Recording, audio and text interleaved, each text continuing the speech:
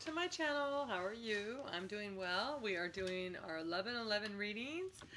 I know it's not 11/11 anymore. It's really close though, and I started doing them last night, and I'm like, well, I'm gonna do 11/11 readings at 11 o'clock, and then I started at 11. Then it wasn't even like very long, and I was like so tired, going, why would I start them at 11 o'clock exactly? So, not the best idea for me.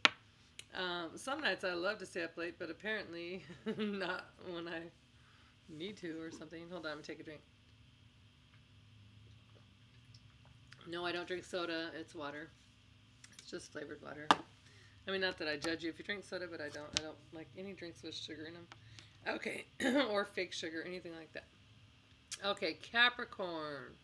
Oh, and don't mind my living room. I'm sitting here. We're getting ready to repaint, so I have a bed in my living room. It's the greatest thing in the world. I suggest it to anybody. If you can get a bed in your living room, do it. Okay, so Capricorn, what do we have going on for you guys this week? Okay, starting out the week, these are my clarifiers down here. Starting off the week, we have the King of Wands. This could be a Leo, Aries, a Sagittarius, someone that you're dealing with that, I'm not sure, maybe they're a little arrogant or egotistical, or if not, if it's you, it's just taking on their action energy too. They make things happen. They're just kind of about moving forward, deciding what they want and doing what they want, what serves them best, and manifesting whatever they need for themselves. And so then we have the Wheel of Fortune. This is a new time, new start, new something's happening. The wheel's changing. So, okay, so we have the King of Wands. I'll tell you how I see it, and we'll go in a row. So the King of Wands, and then I clarified it with the Fool. So these could both be Aries. The Fool is the Aries card. The King of Wands is Leo, Aries, or Sag. So it could be an Aries, a Leo, a Sag that you're dealing with. But I feel like the King of Wands, they're thinking of themselves. They're doing their own thing. They're like, oh, I'm going to maybe do this new life. I'm going to take this new leap of faith. It's kind of hanging in there. But don't worry, I didn't leave you yet, baby, that kind of thing. But they're not really thinking of you too much. They're doing their own thing. They're just kind of leaving you hanging.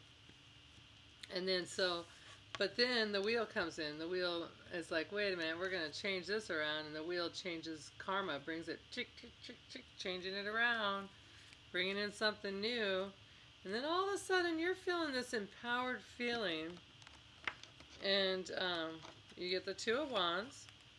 This is about making a choice, knowing that you have a different route if you want to. There's a whole world out there. There's a whole new path for you if you choose it. And so you're out there and you're like, I got the world in my hands. And he's like, hey, let me help you out with that. So as soon as you decide, wait, I think... but that's not always good and sincere. Like, they're doing their own thing, and then they think, oh, wait, I might lose control of this person for a minute. And then they're like, wait, let me help you. Let me control how you hold the world, or how you see the world, or what part of the world you choose. That kind of energy. It's not that they're like, oh, I love you so much, I can't do this without you. It's more like, well, I don't want you to choose anything without me telling you how to choose it. And then the interesting thing, seeing choose, you have so many cards of choice right here. The next card you have to clarify, the Two of Wands, which, by the way, is making a choice, by the way. And then you have Two of Swords. This is the needing to make a choice, but the inability to do it, so you just kind of have a blind eye to it. You're just going to be like, well, I'm not really ready to choose, so I'm just not going to choose anything right now. I'm just going to wait for a minute. And then you have the Lovers. The Lovers is love, of course, and it's also about making a choice. Gemini energy. You have a lot of air sign, Gemini, Libra, Aquarius energy. You have a lot of fire energy.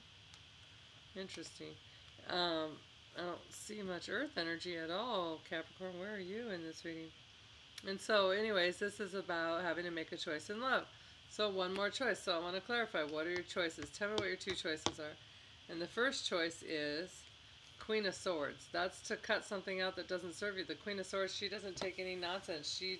She makes the hard choice, whether she likes it or not, to cut something out that doesn't better her life or make her happy all the time, not just some of the time, where she knows they don't have her best interest in mind, something along that line. She cuts them out. And she's known as the what's it called when you, oh, I always forget that word as soon as I go to say it. Forget it. The widow, or the widow card. Because she'll cut her maid out if she needs to, that kind of energy. And so what's your choice? Your choice is to cut someone out, or the death card in reverse. Don't put it into a cycle that's clearly over, that needs to come to an end. You're going to fight it, and you're like, no, I know it's over. And with this death card in reverse feeling, it's like you know it's over, you know it's ended, you know there's nothing else there. It's dead, but you're like, I'm going to just kind of, you know how like when you kill a dead fish, when you kill a fish, like if you're fishing, and then I have memories when I was a kid, I'd go fishing with well, we had no choice, but they'd take us fishing. And then on the way back, it'd be hours later, and the fish would flop around in the car every so often. I'm like, it's still alive. And he's like, no, it's not. It's just the nerves are doing some twitching or something. That's the kind of thing. You're just accepting the twitches. It's not even alive, the relationship, but you're accepting the little random twitches you get from the death. Okay, and then we have here just two cards I pulled. One is love. So you genuinely love this person, and so they may not feel the same exactly about you, but you do have love. Oh, and I also want to show you on the bottom of the deck you have the world in reverse. So that's not completing a cycle. So I feel like a lot of you are going to choose not to end it. You're going to just choose to kind of tough it out one more week or something. This is only a week, remember, but this week I don't see a lot of you closing it out. I just think you're like weighing your options right now. Okay, so you have love, and then you also have loving thoughts, healing. And so it's about like sending loving thoughts out there, are healing thoughts. So even if the situation isn't going to go how you want it, still send loving thoughts. You love this person. You don't hate them, even if they hurt you. They don't hate you. You don't have to wish them terrible things. I hope you die. I hope a truck, you know what I mean, that kind of stuff. You just got to wish well to the situation, because you know everything has a cycle, and the universe will bring things in that are meant to be and end things that are meant to end. And even if it's painful, we can't hate the other people for our destinies, kind of thing. Okay, and then we have unrequited love. Ooh, there's not enough attraction or chemistry to keep this relationship going. So that, you know, maybe right now it's just not there anymore, or it's just not there. Maybe it's a newer relationship, maybe it's an older relationship. I think a lot of you have been dealing this for a while, or not a lot, but I know some of you. And I don't know, it's just not, the universe is saying it's not meant to be, so let the cycle close. Put the world right side up so the cycle can close, so they can bring in something new for you that's going to be more beneficial to your soul. And turn the death card right side up also. The death card's great because it's death and transformation. And so as soon as you let something die, it transforms into something new. So when it's this way, it's still dead, you're just not taking it, and then it's not able to transform, but you flip it upright, it's able to do its transformation job. And then, you know, Queen of Swords, you just have to cut out what doesn't serve you. So, all right, Capricorn, I mean, you know, sometimes it's like really, oh good, everything's turning around, and then you guys are just so loyal and faithful, and you just keep holding on, I think, and that's such a good thing, really. I mean, that's awesome, but do what you got to do for you. Do you, boo.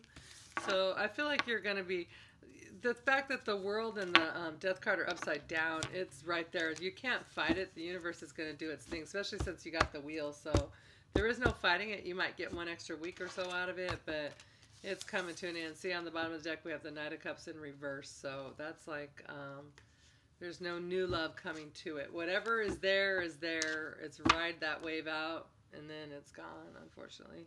For the people that it resonates with. I'm not saying every Capricorn in the world is going to have their relationship fall apart.